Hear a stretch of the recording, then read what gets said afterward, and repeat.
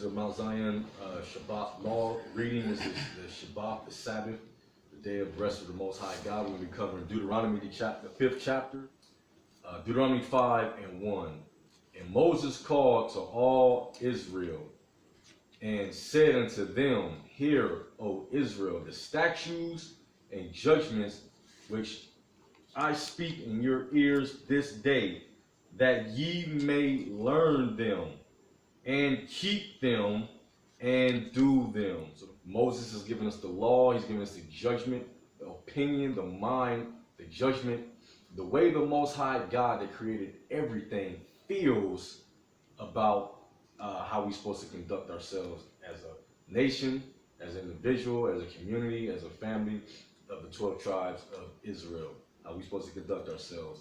And we say, these are my judgments, these are the thoughts of the Most High. This is what he feel like we should be doing. Which he speaks in our ears this day, says that ye may learn them. So it's very important for all the children of Israel, children included, young, let them come up in the law, let them hear these words and let it resonate within their spirit, because you might not think it's seeking in there, but those words is going straight into the spirit of these children. I know this firsthand because I see my children that's been brought up, has been learning truth all their life, been hearing it since they were even in the womb. When I was teaching it to their mother and their mother's mother and their mother's father and the whole entire community, the whole entire village, my children been hearing this. So we need to immerse our children in the wisdom of the Most High. Bring up a child the way he should go, and when he is older, he shall not depart from it. So you gotta bring it out. He says that you may learn them and keep. Keep don't mean do. Keep mean to guard, protect, to defend. What? The commandments. He said to learn them, to keep them, and to do what? To do them. So we ain't just reading this and closing a book and going on about our ways. We reading this to learn moral structure, standard, and conduct of how we should be operating as individuals, as a nation, as a community, and as a family. Verse 2, the Lord our God made a covenant with us in Horeb. A covenant is an agreement. So God said, if you do this, I'm going to do this. An agreement, a contract, which was sealed with blood. When you read the Bible, you see that it's sealed with blood. Meaning what? He's making a blood pact and an oath with the children of Israel, and we made a blood pact and oath with him. I'm going to go ahead and pull up a few precepts to show you what I'm talking about. When you read Deuteronomy, Exodus, the 19th chapter, 5 through 8. I'm going to just briefly read through it. It says, now therefore, if ye obey my voice indeed, like you truly do diligently what I'm saying, and keep my covenant, then ye shall be a peculiar treasure unto me above all people. Now this is what God is saying. This is a condition of our covenant. Condition, which is if you do this, then this will happen. So if we keep his commandments and we keep his covenant and we do what we said we were going to do, because when you read through this, the nation of Israel heard his commandments, like we seeing that it was expressed to them through the most meek man on the planet, whose name is Moses. They said, which means all that Yahweh say will we do in here. So we all agreed that we was going to do this. We all agreed to the gift, to the blessing, and the curse. We all agreed to Deuteronomy 28. If you shall keep my commandments, I'm going to cause you to rise on high. But if you break my commandments, these are the curses that's going to come upon you as a nation. We agreed to that. So we can't get mad about our situation or blame nobody, no other nation, but take on the responsibility of our actions. We sinned, we broke the covenant, We made a blood covenant with the Most High, our fathers, and we broke it. And he said, let this be upon our children, our children's children. This is a generational thing that goes on forever. Continuing. It says, above all people, okay, for the earth is mine. Everything is the Most High. Like me and the brother was just talking about earlier. Even science have to defer to what the truth is. The truth is something, some kind of entity had to create creation. And it's all the Most High's.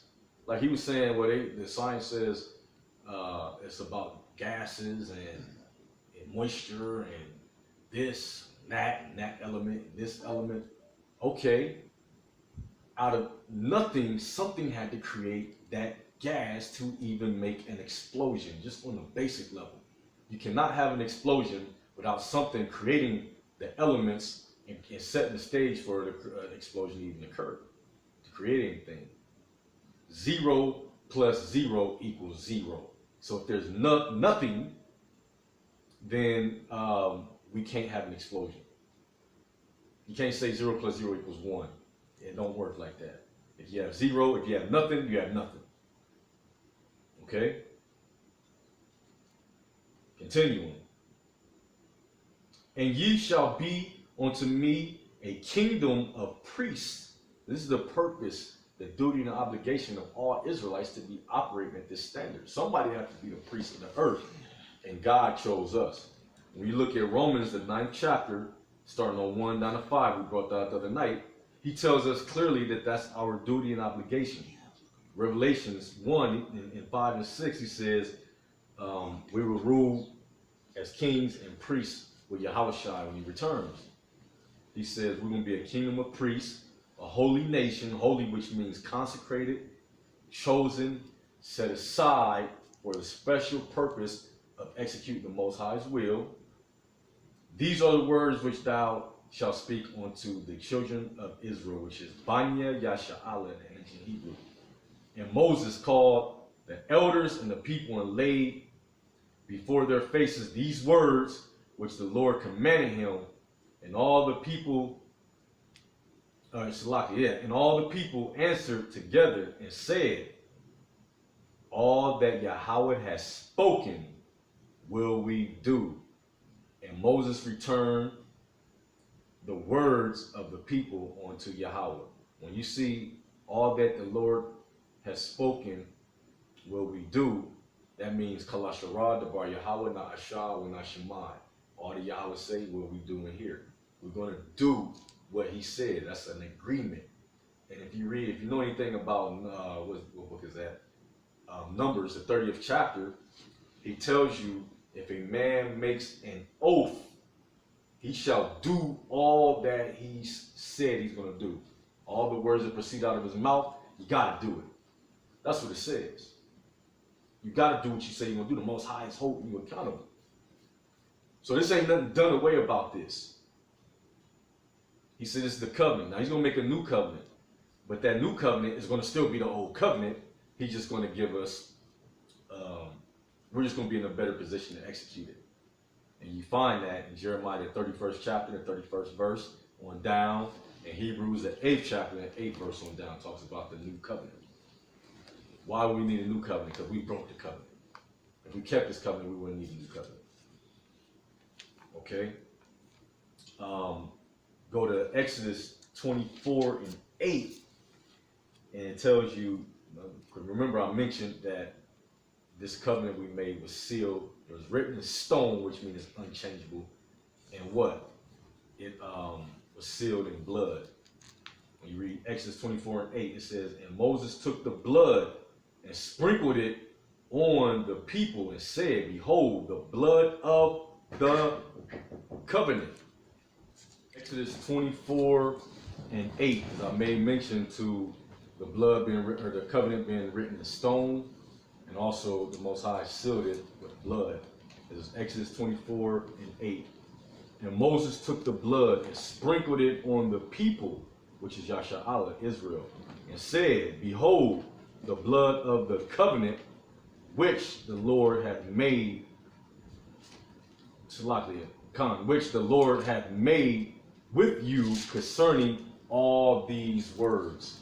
So we make an agreement as a nation, and he said he sealed it, he wrote it in stone, and he sealed it with blood. And remember I said, look over there at Hebrews 8 and 8, and that talks about the covenant with the blood. And I'm going to go to Hebrews 9 and 19. That's the last precept on Deuteronomy 5 and 2. Last precept on Deuteronomy 5 and 2. Hebrews 9, 19 through 23. For when Moses has spoken every precept, so we deal in precepts. Moses dealt in precepts. We got to know the whole picture so we can have the whole understanding. And that's why we do precepts. To all the people concerning, according to the law, he took the blood of the calves and of the goats with water and scarlet wool and hyssop, and sprinkled both the book and all the people, so the nations, saying, this is the blood of the testament God hath enjoined unto you. Moreover, he sprinkled with blood both the tabernacle and the vessels of the ministry, and almost all things are by the law purged with blood. For it says, and without shedding of blood there is no remission. So that's why we needed Yahushua. That's why he killed the goat, to set us right with the Most High, because we're not right with the Most High unless there's remission. If we were sinning and we want to come into covenant with the Most High, there has to be a sacrifice in place to cover that sin. And now we got Christ Yahushua. And back then we had the animals, which was a temporal thing until Yahushua come.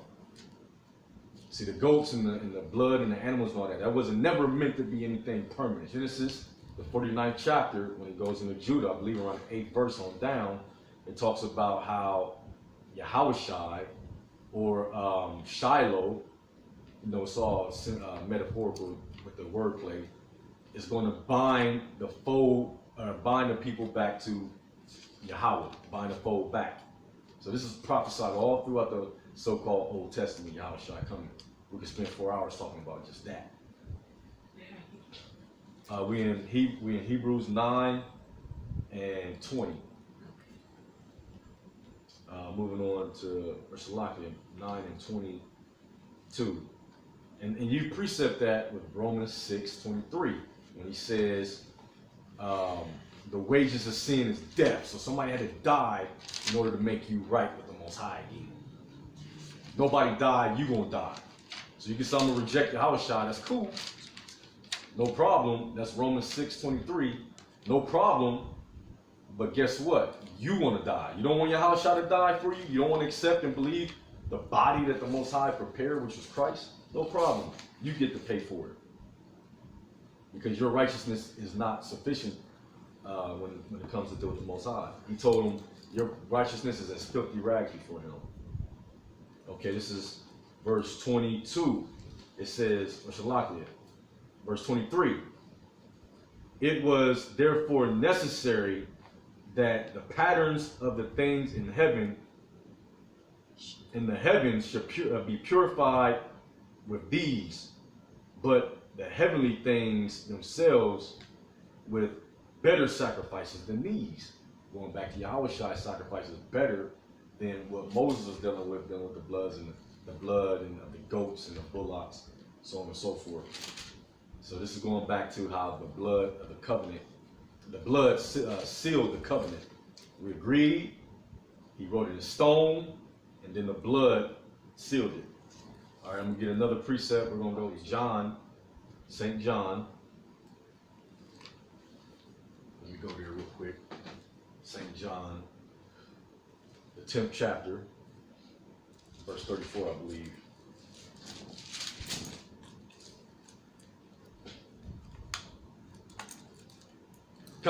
Verse 34. And what we're dealing with is the brothers back then that was Jews, when they kill Yahushua because they said he made himself like unto a god. So we'll read it. This is John, the 10th chapter, the 34th verse. Jesus answered them, we know it's Yahushua, is it not written in your law, I said ye are God? So this is something that he wrote that's a part of the commandments and the law that we agreed to. So he's telling these Jews, like, you agreed to this, these ancient Israelites. So why are you going to kill me for this? Because you agreed that I said you were gods. Are you going to go back on the covenant? Are you going to break that? Verse 35. If he called them gods unto whom the word of God came, and the scripture cannot be broken. He wrote it in stone. This is forever. It's never ending, non-stop. Period. This is the way it's always meant to be. For us to keep these commandments of the Most High and not go off and be in sin. So that's what Most High said through Yahushua. This is not written in your law. So it's written in the law. He said that we are gods. And he said what? He came back and said the scripture can't be broken. So who has the power or authority to say there's anything new when Jesus Christ himself said the law can't be broken? Who can say there's a law of love and we don't deal with the Mosaic law? We don't deal. Does the law of love say that ye are gods? Where does it say that? Can you prove it? I don't think so. Me and him, when we all gods, he said, go get the precept. Psalm 82. We're gonna read it because this is what he's referring back to. Get that real quick. Psalms what? Psalms the 82nd chapter. And read that verse 6. Psalms 82, verse 6. I have said, ye are gods. So this is what he's referring to. Go ahead. And all of you are children of the Most High. Because we're children of the Most High, that makes us gods. We the children of Israel are God's children. We read Exodus 4:22. Come on. But ye shall die like men. But we're going to die like men. Go ahead. And fall like one of the princes. Arise, O God, judge the earth, for thou shalt inherit the nations. So the word God, this don't mean that we the Almighty Most High God. That's not what that means. Because the word God means Allah, which means powers, Okay. rulers, judges. Like we just got to read in the law. He said in Exodus 19, he says, if we keep his commandments, then we're going to be set on high. We're going to be a peculiar treasure above all nations. We're going to be the rulers. But he said, ye are gods, but you're going to fall like men. Why do we fall like men? Because of sin and transgression. It's Daniel about the gods part, but the word God just means power. So there's many different gods. There's gods of the air and gods. Right. The water is a god. I mean, it's power. Right. Okay, so this is Daniel 2 in 47. Daniel 2:47. The king answered unto Daniel and said, of a truth, it is that your God is a God of gods. And that's small g, gods. Okay? And the Lord, capital L, of kings and revealer of secrets, seeing thou couldst reveal this secret. So this Gentile king telling Daniel, your God is the God of gods. Meaning all these false gods, and even the gods of the angels, because they're gods too. Michael, Uriel, Raphael, Christ is a god.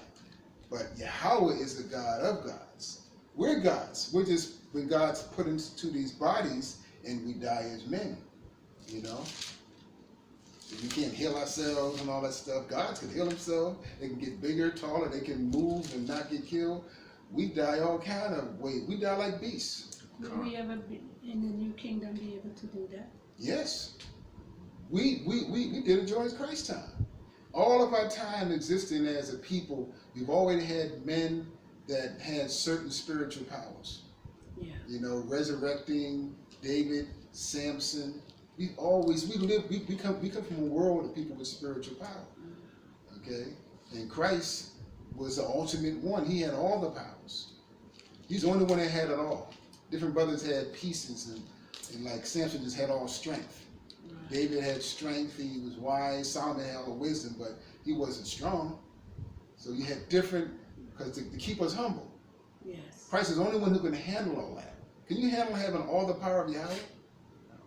Just do anything you want? I mean, nobody can handle that. Unless the Most High give you the power to handle it. Yeah. You ask him, Lord, what do I do next? I'm not going to sit there in my own mind and try to do nothing big. Small scale, raise somebody from the dead, but big, you got to really have wisdom. But God of gods. Why don't we want to deal with the sacrifice of animals? Because we want to be right. The sacrifice system wasn't set up to be abused. It was set up to make you right. Moses shed that blood to make you right. Let me first Samuel 15:22, that precept. This is dealing with the sacrifice of the animals. Why we just got to read in Hebrews 9 that the new sacrifice was better than the old ones, because it was never intended for us to be doing all this sacrificing. 1 Samuel. 1 Samuel 15:22. It's the book of 1 Samuel, chapter 15, verse 22. Come on. And Samuel said, hath the Lord a great delight in burnt offerings and sacrifices, Come on. as in obeying the voice of the Lord? Behold, to obey is better than sacrifice. So it was always set up for us to just keep the commandments. So the sacrifice thing, the Most High didn't like that. He didn't want to kill those poor little animals. He didn't want you to, what Elder Crush always say, here's 20 goats. I'll be back. I'm about to go rob 20 Negroes. Yeah. He wasn't never set up for that. And that's what they was doing. So that's why when you read Isaiah, he said, away with me from all that, man. The sacrifice. That it wasn't meant for us to abuse it like we began to do, and up till Christ. We had totally abused. The Pharisees were the main ones that led us to that. That's why the Most High get on them so bad, because they were the ones supposed to tell us, but they was getting paid, they was hypocrites. 51:16 Okay. and 17. For thou desirest not sacrifice, else would I give it. Thou delightest not in burnt offerings. The sacrifice of Yahweh are a broken spirit, a broken and contrite heart, O Yahweh. Thou wilt not despise. O do good unto Yahweh, thy good pleasure, unto Zion, build thou the walls of Jerusalem. Then it says, after we get our spiritual self right, then shalt thou be pleased with the sacrifices of righteousness, with burnt offerings and whole burnt offerings. Then shall they offer bullocks upon thine altar. See, he was getting it in order. It's not you do the sacrifice and then you go ahead and do something wrong. No, you're supposed to get right. So you ain't got to do the sacrifices. Sacrifice is the last thing you do when you fall 7 times. Okay, I got to cover myself. But then you're not supposed to just keep abusing that thing. And there are different sacrifices for different things. It's not just for sin. Sacrifice for other things, burnt offerings, sin offerings. So this is dealing with sin. The Lord would rather you be obedient, right, than to get sacrifices wickedly, the way that we became that nation of doing that like that. Isaiah 1:1. Let's get that, Isaiah 1:1.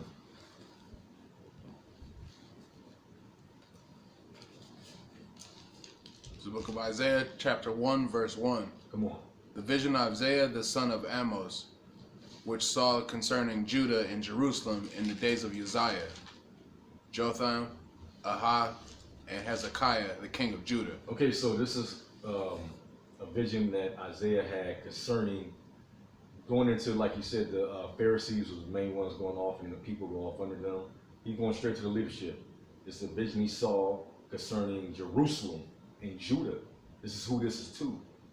Let's give me verse 3. Verse 3. Mm-hmm. The ox knoweth his owner, and the ass his master's crib. Mm-hmm. But Israel doeth not know. My people doeth not consider. So Israel's going off. I love it. Israel's going off right here. Verse 4. A sinful nation A sinful nation, come on. A people laden with iniquity. A people laden with iniquity, come on. A seed of evildoers. Children that are corrupt. Mm-hmm. They have forsaken the Lord. They have provoked the Holy One of Israel unto anger. Okay, now we're going to go down to verse 11 and just get straight to the point. Con. Now you can read verse 9. Just go ahead and read 9 while we're there. Con. Verse 9. Except the Lord of hosts has left unto us a very small remnant. What would have happened? We should have been as Sodom, and we would have been like unto Gomorrah. That's how evil and wicked our people have been going off back then and are going off now. But back then they had the sacrificial system that they felt like covered them. Let me get verse 11. Verse 11. To Verse what 10. Con. Verse 10. Hear the word of the Lord, ye rulers of Sodom.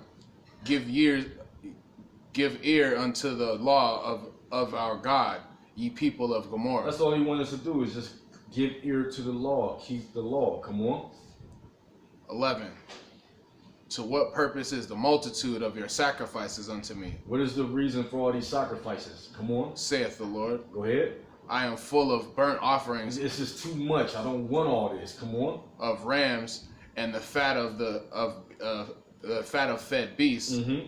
and I delight not in the blood of bullocks, or of lambs, or of he goats. Come on. 12. When ye come to appear before me, who that require this at your hand, to treat my courts, Verse 13. to tread my courts, slack you. 13. Bring not more vain oblations. Come on. Incense is an abomination unto me. Come on.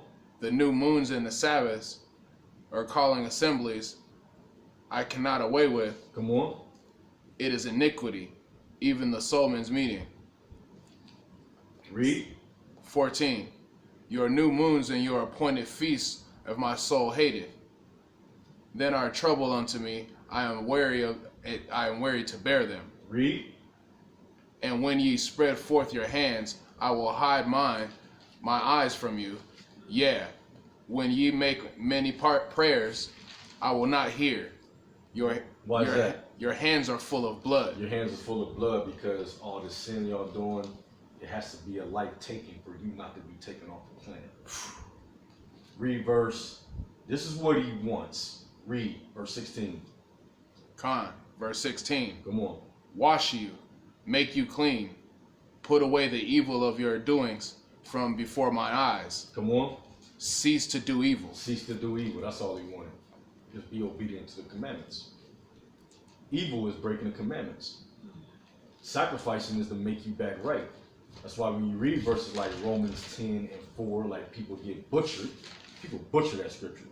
When he says Christ is the end of the law for righteousness, that means the law to make you back right because you done messed up. That's what he ended. Not ended don't steal from your neighbor. Not ended don't rob and take somebody's landmark and massacre entire nations and tribes of Gadites and Native American Indians. No, that wasn't never done away with.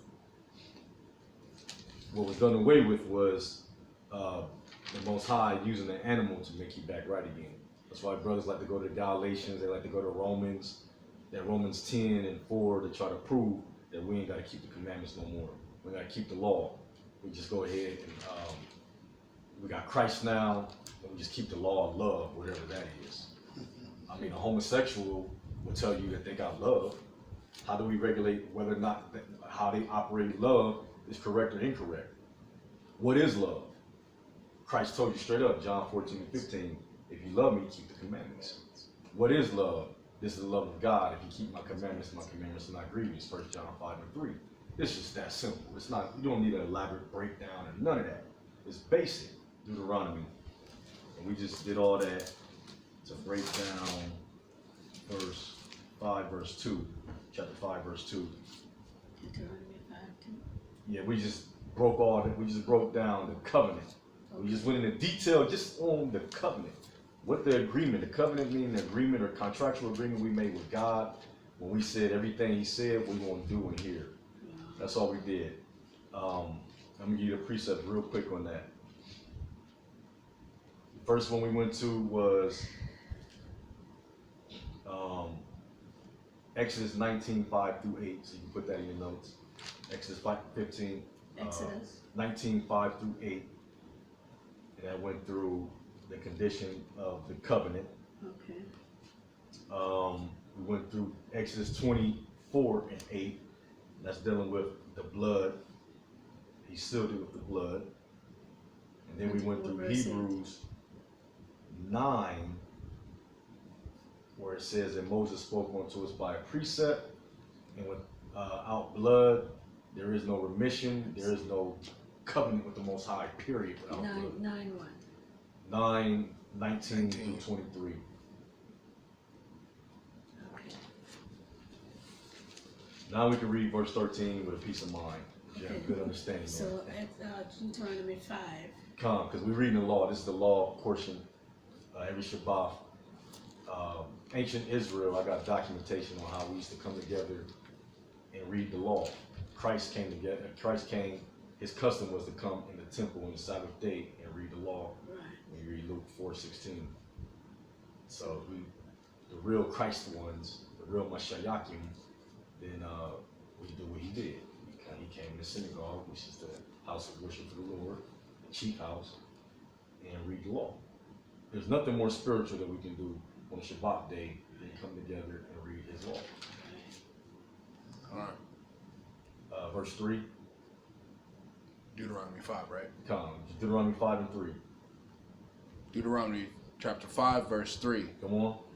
The Lord made not his covenant with our fathers, but with us. But with us during that time. There was a question about, well, why did Moses or Abraham do something that was different? He made a covenant with Abraham, Isaac, and Jacob. But Abraham, standard that we have now, he said, this is my mind at this time. This is how I want you to do it. During the time of Abraham wasn't circumcised until he was 99, 100. 99. And the laws say we're supposed to be circumcised on the 8th day. So if he would have had this, he would have kept this. Why? Because he was God's friend. He was obedient. He was righteous, according to the standard where the Most High was dealing with him at that time. But then you got some brothers that say, well, Abraham must have been wicked. He wasn't keeping the law. But what about us? I wasn't keeping the law, and I was doing the same thing until he gave it to me. Then I kept it. I did Christmas. I did New Year's. I did fornication. I partied. I did everything that the world had to offer. But when he offered the law to me, then I submitted to it. Nobody's going to tell me that Abraham wouldn't have did it, because the Most High said Abraham believed God and it was counted on him for righteousness. So he would have got down with whatever the Most High said. Heck, he did what most of our people won't do. He said, yo, get up, leave your family, just go to a land. Don't kill your son. Your only son, Isaac. So if he was willing to do that, what makes you think he wouldn't keep his Shabbat, get circumcised on the 8th day? Because when he told him to do it, he did it. It's just that simple. So we can't say Moses was evil, or Abraham was evil and wicked because he was the Most High was dealing with him and where he was at. Well, you got to realize he was coming out of Ur. You got to understand, Noah gave the law and commandments to his 3 sons, and they all had it, and then they passed it down. Right. Over time, like even with the Hamites and the Japhites, Japhethian people, and the Shemites, as over a process of time, some things might get lost. Who knows? When we read the book of 2nd Ezra, when he delivered us the scriptures, when he gave it to Ezra, Ezra said, yeah, we understand and we know this law, but what about those people that come after us? And that's when he took Ezra, set him aside, set up, what was it, 7 or 5 brothers? I believe it was 5 or 7. 5. It was 5 brothers. He said, they're going to write swiftly. You drink this drink, and you just speak, and as you speak, they're going to be writing.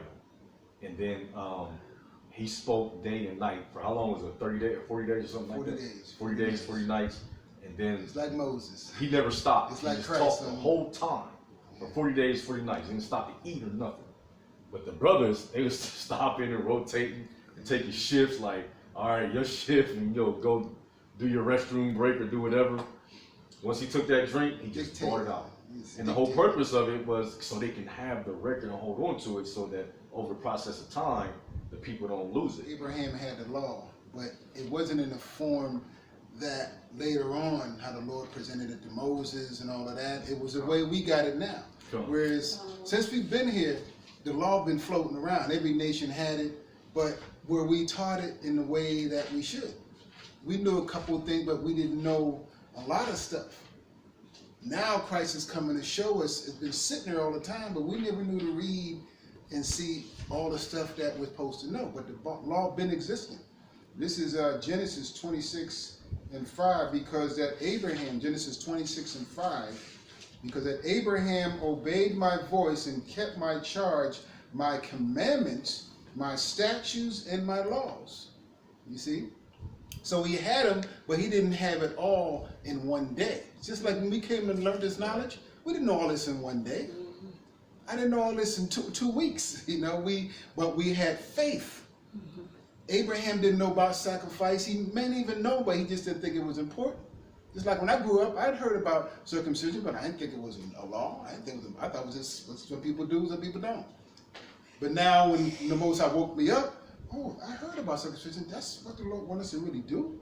Well, how come I went to church and they didn't tell me that? See, Abraham was going through the same thing we're going through.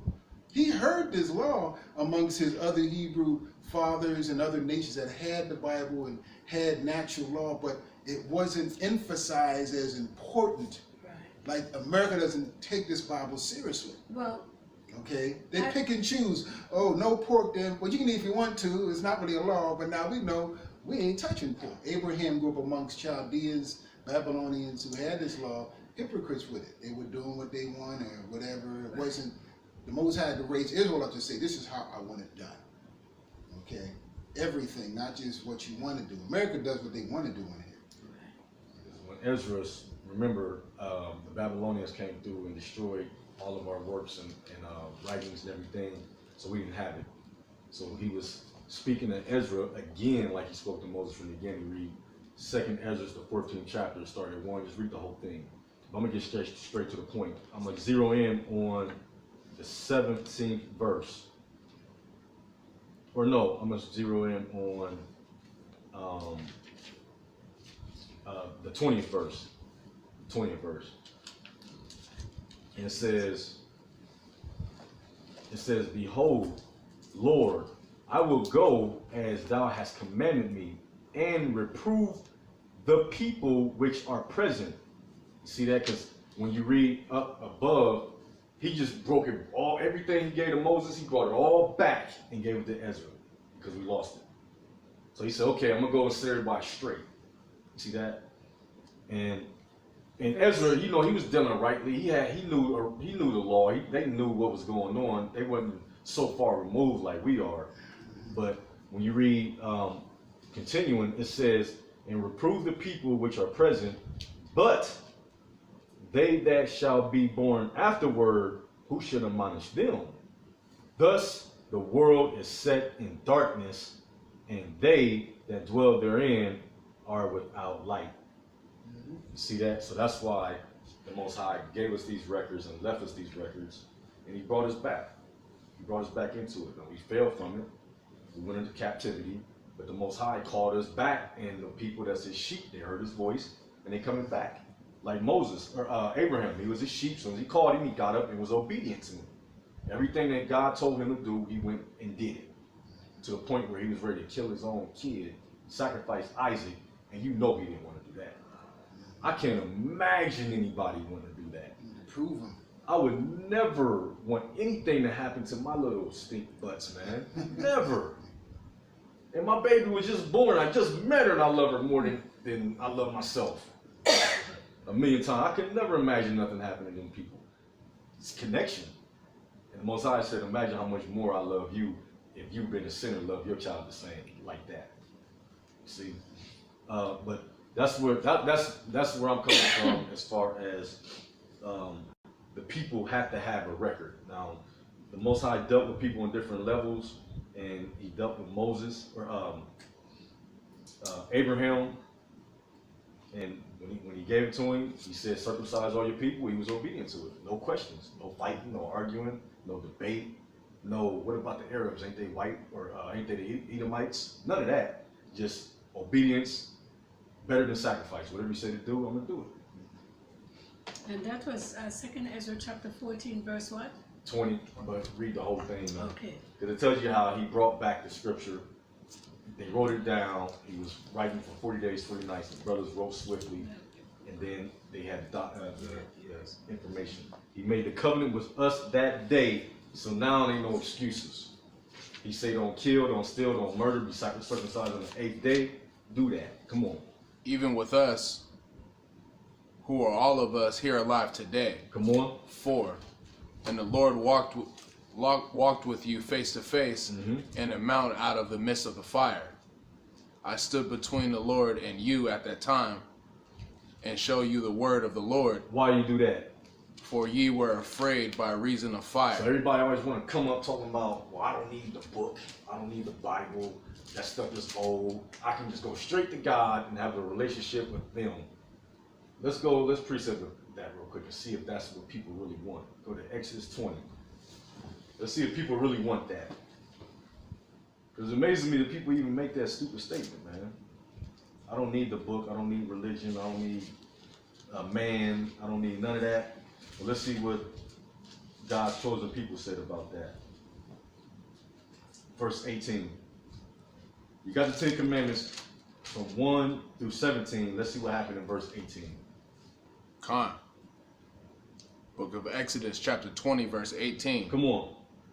And all the people saw the thunderings. They seen the thunderings. Come on. And the lightnings. And the lightnings, like a tornado. When I was in Ohio, when the Most High was busting up Dayton in the East Coast, when I was looking in the sky like that looks scary.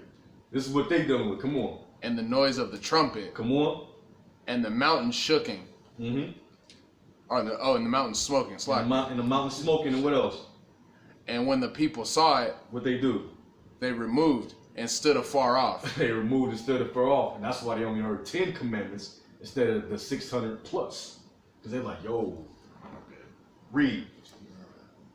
Con. And they said unto Moses, what they say? Speak thou with us. Uh-huh. And we will hear. And we will hear. Go ahead. But let not God speak with us. What else? Lest we die. That's why you don't want to say, the hell with the book. Or the hell with a man. I don't got to hear from a man or anything like that. The Most High said, what? How can they hear unless the preacher be sent? So that's why we got to stop being proud for them. Having pride and say camps is off and wicked and all this insanity. Because this is what the Bible's saying, man. Do you disagree with that? That's the problem. All right, let's go back to Deuteronomy 5. Try to finish this off real quick.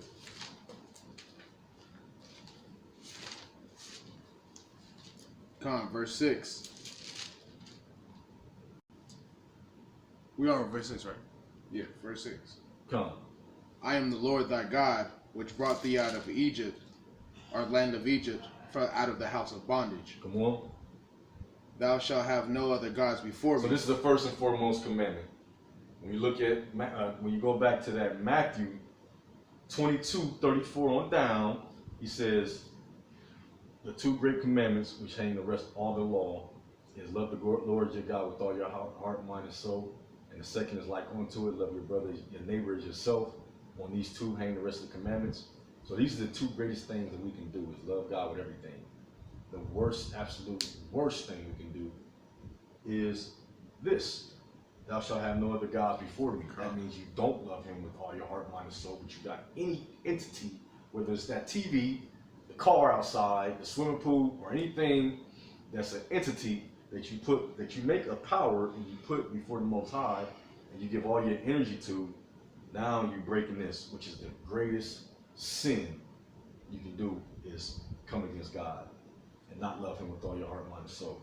So this is very important. This is the first one he named out of the 10 commandments. Don't put no other gods before me. Come on. This right here is, when you see this happening in 1 Kings, the 11th chapter, when Solomon went off, that's when you see our people go down. We start getting into idol worship. Immediately we started going down. When David was in charge, the scripture said that David kept my judgments. So we walked in the way of the Most High when David was king. His son took over. We was good for a little bit. When he got old, he got into the women and the dabbling in the idolatry and all this other stuff. All stuff and then head down, man. Trickle down theory. A downward spiral from there. The kingdom split. We got weak. We didn't listen to the Most High, and we went into captivity.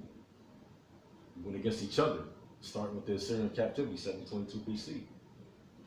Was that First King or Second Kings? About what? 17, when the Northern Kingdom went into Yeah. captivity. Gone. We went into Syrian captivity under King Shalmaneser.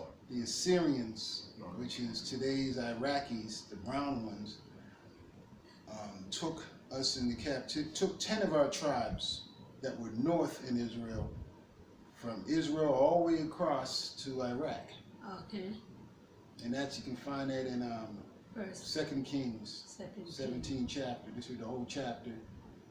But in Apocrypha, Ezra brings it back up. Right. In 2nd Ezra 13:40 to 45, what happened after that? He tells you after that, when look in other books where the Assyrians were attacked by a multitude of nations. It was Persia, Babylon, and Medes, Persians, and Babylon attacked Assyria in 605. Oh. And that's when the 10 tribes broke out and came over here. Oh. Even the Mormon book tells you that in their history, because they claim to be 10 tribes. They say they came here in the 5th century. They said, let's leave these nations and go to a further nation, multitude of nations. So they couldn't do it when the Syrians had them, but when the Syrians lost their power, they slid on out of there. Right. That's the only time I see where they could have got out of there and came over here in such numbers. It had to be a power vacuum. So they came over here on ships. Right. Down the, and it tells you they went down the Euphrates. They didn't go up, because going up, that's going up Right into north. Persia, Rome, and Babylon, going upwards. That's where the fighting was at. So he went down. They went down the the Persian Euphrates, around Kuwait, around Africa and all that, around the bottom, and came across.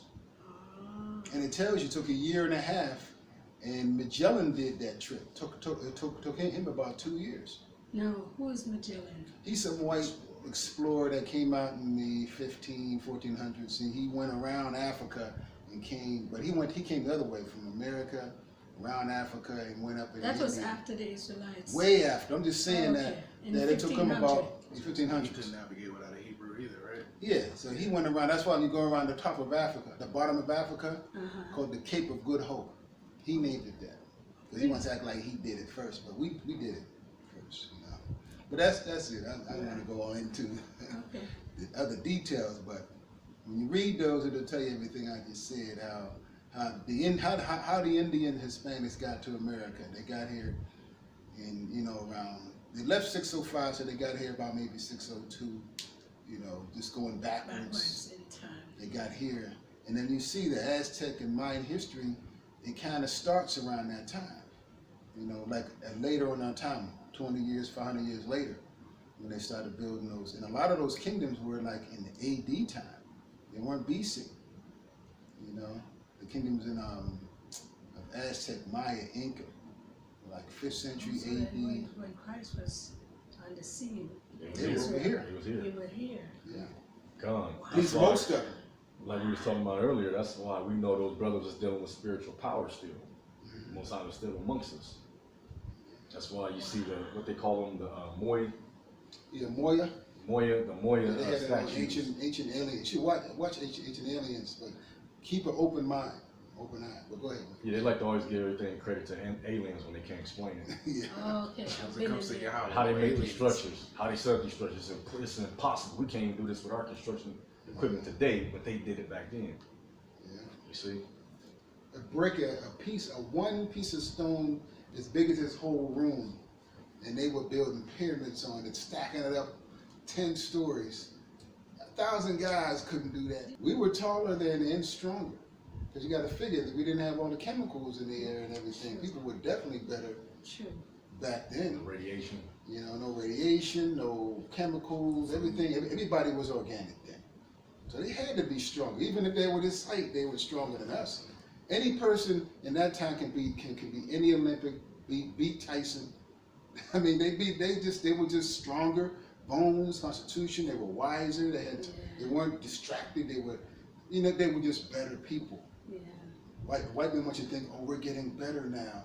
Yeah. But no, it's the opposite. Yes, it's so true. We're the worst we ever been, physically, mentally, spiritually, everything. We're worse now. Right. It's probably why you don't read about diseases like AIDS and cancer and diabetes. Brothers are keeping a good diet. Eating right with no GMO, no hormones and all this other madness and insanity. Even Esau was healthy, even he was eating junk, but it was clean junk. He was eating clean rice.